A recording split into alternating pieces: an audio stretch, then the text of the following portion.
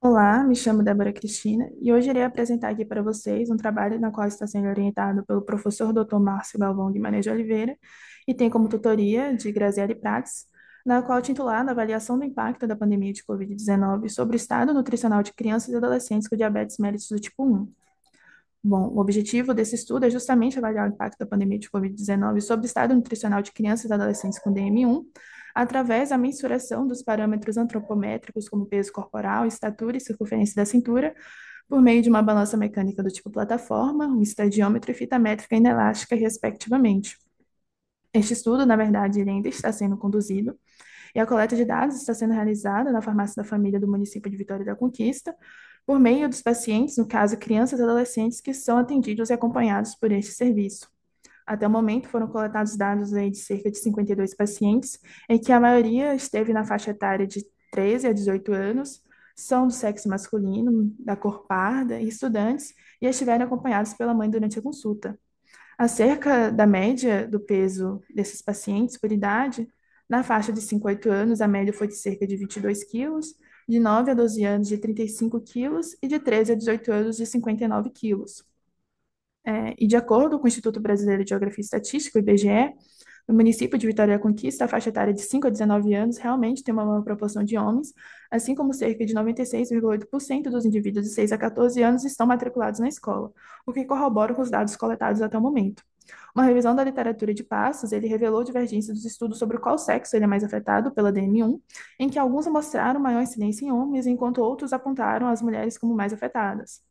Sobre os dados clínicos, a maioria desses pacientes afirmaram ter como referência o consultório médico privado, assim como fazer a utilização das insulinas NPH e Aspart. Também não faziam uso de outros medicamentos ou tinha presença de outras comorbidades e apresentaram aí um resultado de hemoglobina glicada acima dos valores de referência. Podemos ver aqui que a média de tempo de diagnóstico desses pacientes foi de cerca de 43 meses, e eles faziam uma média do número de aplicações diárias de 4,5, o que é preconizado justamente pela diretriz da Sociedade Brasileira de Diabetes, em que eles afirmam que uma terapia com insulina basal e outra insulina bolus em múltiplas aplicações mimetizam aí a secreção fisiológica da insulina. E sobre o tipo de insulina utilizada, essa mesma diretriz também preconiza o uso de análogos de insulina basal, de ação longa e de ação ultralonga, justamente por ter menor variabilidade glicêmica e hipoglicemias noturnas, assim como ser mais indicado para aqueles pacientes que têm o maior risco de hipoglicemias, respectivamente. O que a gente pode ver aqui justamente pelo número de indivíduos que fazem uso da insulina glargina e decludeca, que são insulinas aí de ação longa e ultralonga. Em relação ao uso da insulina NPH, que é uma insulina basal de ação intermediária, por 42% desses pacientes, pode ser explicada justamente porque essa é uma insulina que ela está inserida na REMUM do município, ou seja, na relação de medicamentos essenciais, e por isso esses pacientes vão ter uma maior facilidade de acesso a ela.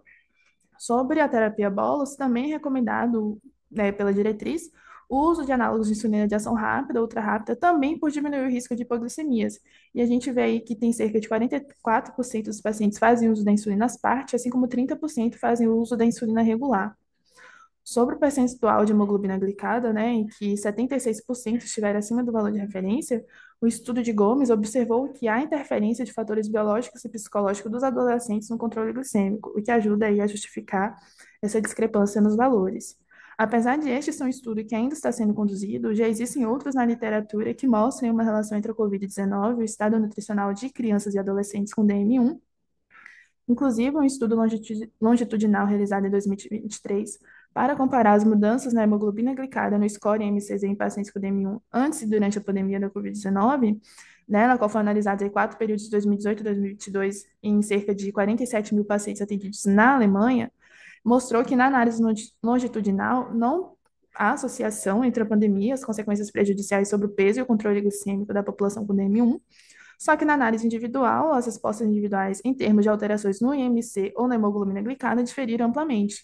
Então, não se estabeleceu uma relação entre a pandemia e mudanças relevantes no IMC de pacientes com DM1, só que encontrou-se uma ligeira melhora no perfil glicêmico.